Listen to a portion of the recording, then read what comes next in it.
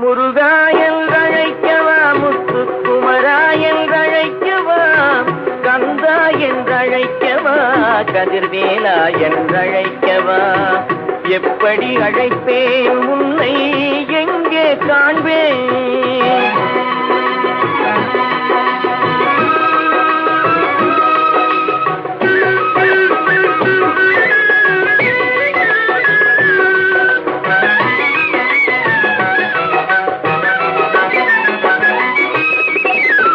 ஆறுபடை வீடெங்கும் தேடி வந்தேனப்பா, அங்கெங்கும்